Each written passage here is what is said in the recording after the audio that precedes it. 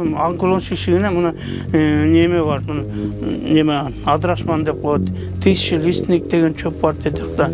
Тысячелистник деген итсигек деген чөп болот мынакей. Ошол химия кетире албаган шишиктер ушундай чөп чаралар кетирет деп айтасызбы? Кирпиктерине чейин, каштарына чейин түшүп калат экен. Алгач симптомдору бул балада кайсыдыр бир сөөгүндө шишик пайда болот. Бир жак бетине эле айтып атты да, баса албай. Аксап калдым антип. Туура ошо кетти. Ал анализди биз Москвага жөнөттүк. Москвага жөнөтсөк, ошо бул злокачественный деп чыкты да. Дуанияда медицинада өткөн бар да. Бул жөнөткөн. 100% өткөн бар. Мына мен турган балдар онкологиясына жылына 100дөгөн балдар келип дарыланат. Онкология деген сөздү укканда эле ар бир адамдын жүрөгү зырп этери чын. Өзгөчө балдардан мындай оор илдеттин табылышы ого бетер жанды кейтет. Мен бүгүн балдардын балалыгын уурдап, андагы таттуу күндөрдү ачуу дарыга алмаштырууга мажбур кылган балдар онкологиясында кездешүүчү саркома Ewinga оорусу тууралуу айтып берейин деп турам. Ал кандайча пайда болот, аны Кыргызстанда дарылоо мүмкүнбү? Онкологияга элдик медицинаны кандайча аралаштырып турушат? Бул туурабы? Берүүдө мына ушул суроолорго жооп издейбиз. Сиз Медиа Хаб каналындасыз. Менин аты жөнүм Мээрим Айникеева. Видеону аягына чейин көрүңүз.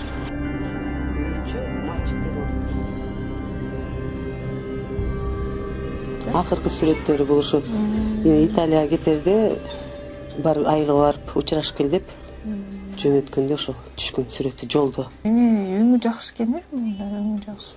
Өңү жакшы, мына жапжашынакай. Мындай сыртынан бир көргөн адам эч убакта бул оорукчан экен деп эч ким ойлобойт да. Анан бул оору ошондой экен да. Акыркы мүнөттөрү калып, могу метастазы кой бергенде бир заматта эле жок кылып таштайт экен.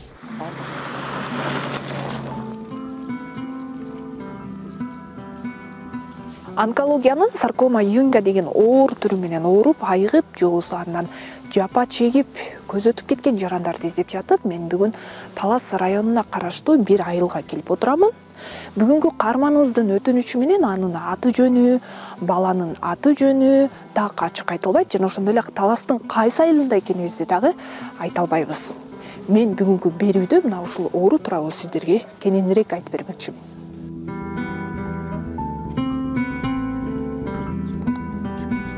Мен бир тууган агамдын баласы болот. Ал тайнесинин үйүндө чоңоюп аткан, ошол жакта окуучу. Ошол жактан колун сындырат. Сындырып алат колун, анан больницага барып, сынык деген диагноз коюшуп, гипс деп жүрөт. Гипс менен көп убакыт жүрбөй эле, өзүнүн врачтын айткан моюнча жүрбөй эле өзү чечип салат. Анан көпкө чейин бирок ошодон кийин келип ооруп жүрдү да. Адан кийин да бир 2 ай жүрдү го дейм, колу сынып, жакшы болду деп калышты, бирок колу ушул жерим ооруп атат деп көп айтып жүрдү. Анан биз оң колу.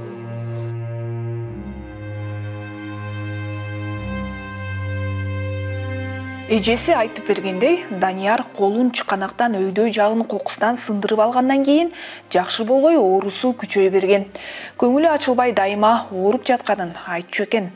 Жакындары үйдөн койду майын сүйкөп, чөп чар менен дарылап көрүүгө аракет кылышат. Бирок мындай дарылануу жыйынтык бербей, колунун 3-4 сантиметрге чейин шишип кеткенин көргөндөн кийин райондогу ооруканага барышат. Ал жерде дарыгер дароо онкологияга багыттама берген. Бишкектеги онкологиялык борбор Даниярга саркома Ewinga деп туура анализ чыгарып беришкени менен жакындары онкология азап, акча жейт деп табыпка көрсөтүп, чөп чар менен дарылоого ишенишет. Мен Даниярга чөп чарды жазып берген өзүн элдик дарыгер деп атаган Дүйшөнбек Чомоевке бардым. Бишкектин борбордук аянтынын жанында 3 тар бөлмөдө түрдүү чөптөрдү сактап, ошол эле жерден бейтаптарды кабыл алып, чөптүн түрлөрүн ооруга шыпа катары берет экен. Баалары орточо эсеп менен 300 сомдун тегереги. Атайын медициналык билими дагы жок болуп чыкты. Данияр туугандары медицинага ишенбей ушундай элдик дарыгерге алып келишкен экен. Ал ушул элдик дарыгер Чомол Дүйшөнбек дейт экен. Мына ушул жерге келип Анан биринчи ошо чөп дарылар менен ошо шишикти кетирүү үчүн мындай чөп дарылар менен дарылана баштаган экен. Туугандардын айтымында. Биз азыр өзүбүз да бул кишиден кирип сурап көрөбүз. Мындан бир 2 жыл мурун болуш керек. 12 жашта бир ошо колунан шишик болуп келген бала ошо сизге келип көрүнүп дарыланышкан экен. Анан бул кандай дарыланды эле ошо онкологиядан? Менде мисалы үчүн бир жылда бир 1000ден 2000ден ашык жок, 20 000 30 000ге чейин чукул болуп кетет. Бир анан алардын ар биринин өзүнүн эстеп калышы кыйын болот да. Көп кайрылат да. Мына азыр эле язба боюнча мына отурат бирөкө. Негизи ошо онкологиянын шишигине кандай чөптөр кетет? Онколог шишигине биякта онколог шишигине мына неме бар. Неме адрашман деп коет. Тысячелистник деген чөп бар дедик да. Тысячелистник деген итсигек деген чөп болот мынакей. Ушундай чөптөр булар шишиктерди, сырттан шишиктерди сымайт экенге. Мына химия оор дарыланышат алар эме онкология менен жарыккандар. Анан ошол химия кетире албаган шишикти ушундай чөп чаралар кетирет деп айтасызбы? Кандай? Чынын айтканда чөп чар эч качан раковой болезньде актырылбайт. Мүмкүн эмес, только поддержка. Поддержка. Ошону алдын алыш керек, жарыланып кетпесин, ашынып кетпегенге жол берүүгө болот да. Аны өтө ашынып кеткендерге чөп мүмкүн эмес аяктырыш. Складыңыз ушубу? Мына дары чөптөрдү сактаган склад ушу жер. Ошентип Даниярдын оорусу айыкпай эле күчөй берген. Эжесинин айтымында ага леон деген уруктан жана кургатылган бака менен чөптөр аралашкан суюк дарыны колуна сыйпашчу. Могу чөп не деп атадыңыз? Леон. Леон дедиңиз, муну ошо жана онкологиядан шишиктен деп айтып кетпедиңизби? Жок, шишикке болбойт. Бул ким айтты шишикке деп? Мисалы ушуну берем деп жана онкологияны сүйлөшүп атканда. Мен берем деп айткан жокмун. Бул кайсы кандай? Бул толко багы өттүн начар иштеши, анан ичтер катып, геморрой оорулар болсо, өттүн иштөө функциясы бузулса, ошолорго анан ичегилердин парты кетип калса, ошолор берилет да. Эч качан онкология бул жарабайт. Жок, бул жана айтып сурап атканым ошо жанагы 12 жаштагы бала ушундай леон ичиптир да, айтып атат да, ушундай леон беришкен, леон ичкенбиз деп. Анан ошону сурайын деп аткам да, бул кандайча исследованиядан өттү андай. Исследованияда медицинада өткөн бар да. Бул леон өткөн. 100% өткөн бар. Леон деген медицинада аптекада сатылат.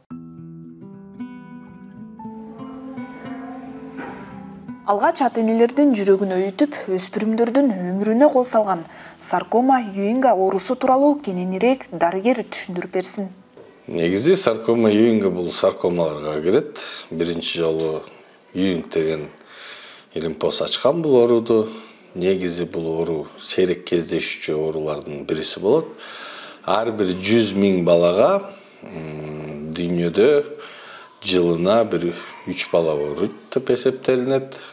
Бул оору көбүн эсе сөөктө болот, сөөктө жайгашат. Негизи көбүнчөсү бул оору менен балдар көбүрөөк ооруйт.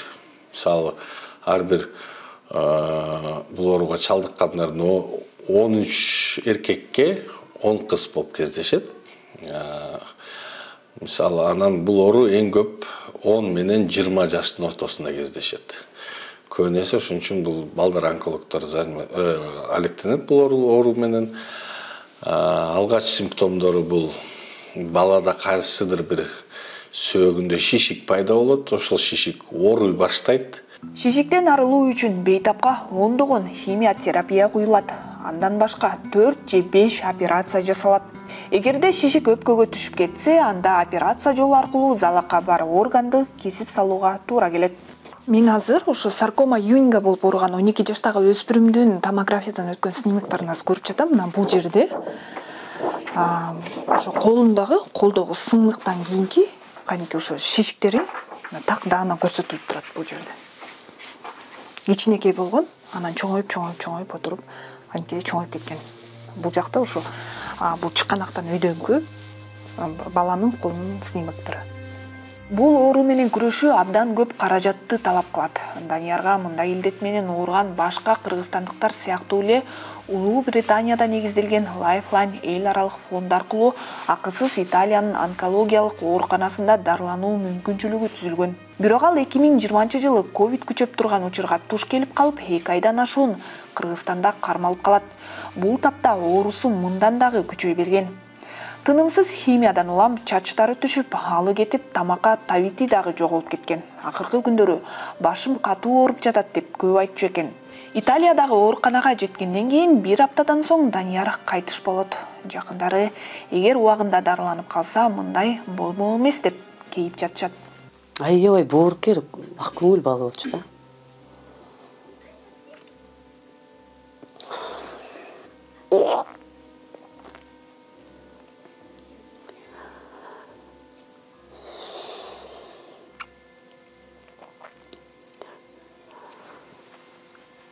Колуңан ала салган ушундай. Улуну сыйлайт, билет баарын, акылдуу болчу аябайчы. Немесе памяти да аябай жакшы болчу. Анан баарына бизди эле кубандырганды жакшы көрчү да. Спортко катышчу, штанга көтөрүп, канча грамота, медалдары бар. Ошол.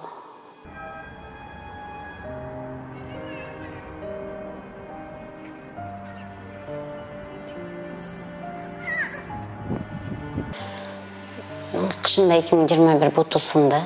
Случайно ойноп атып жыгылып кетип, бутун сындырып алды. Гипстеп эме кылып жакшы бүттү. Апрелде биз эмеге түштүк да. Рентгенге түшсөк, все нормально. Бул 2 айдан пройдет деп койду бизге. Рентгенде эмне бар деп эмес бар? Жок, кичине бутун аксап басып аткан да. Бутун аксап басып аткан, эмнеге аксап атат дедик. Эмнеге мындай болуп атат деп. Чүчүк эле шишик бар болчу, аябай эмес, чүчүк. 8 жаштагы Алинин шишиги ошону менен кеткен эмес. Апасы жергиликтүү ооруканаларга көргөзүп атып, акыры Бишкекке келип, баласына онкологиялык дарт жабышканын билген. Ал анализди биз Москвага жөнөттүк. Москвага жөнөтсөк, ошол злокачественный деп чыкты да. Остеогенная саркома, третий бедренный кости деп, злокачественный деп чыкты. Ошондо эле уже мага врач айтты, что бутун алып салганга туура келип атат депчи. Даниярда дагы, Алиде дагы саркома Юинга сыныктан кийин пайда болуп жатат. Мындан улам бул оору травмадан кийин гана пайда болушу мүмкүнбү деген суроо жаралбай койбойт. Мурун ушундай теория бар эле, сынгандан кийин травмадан кийин болот деп. Азыркы изилдөөлөр боюнча жок, бул травманын негизинде болбойт. Негизи бул оору, мен жогоруда айтып келгендей, адамдын 22 хромосомада кандайдыр бир катачылык болот. Ошол катачылыктын негизинде ушул сөөктө шишик өсө баштайт. Анан травма болгондо жөн ал нерсе билинип калат. Же болбосо ал шишик ошол жерде болгон, жөн травма болгондо ал жер сынат да ошондон кийин билинип калат дегендин белгиси. Дарыгердин айтымында балдардын онкологиялык оорусу чоңдорго салыштырмалуу көбүн эсе ийгиликтүү дарыланат. Саркома боюнча Кыргызстанда бейтаптын 60%га жакынын өмүрү сакталып калат. Эмнеге 60% дегенде, дарыгер буга ата-энелердин кеч кайрылуусу себеп деп билдирди. Бул оору 3 укма менен дарыланат. Биринчиси химиотерапия аркылуу. Бул чечүүчү дарылоо болуп эсептелинет. 14 курска чейин химия алышы мүмкүн. Экинчиси операция аркылуу залалдуу шишикти алуу. Үчүнчүсү нур терапия менен дарылоо. Кыргызстанда дарылоонун бул 3 этабы тең жүргүзүлөт. Бирок бут же кол кесилсе, анын ордуна эндопротез кое албайт. Бала өсүп турган куракта протезди кайра-кайра алмаштырып туруу керек болот. Же болбосо атайын бой өскөн сайын бутка ылайыктала турчу протездин баасы кыргызстандыктар үчүн абдан эле кымбатка турат.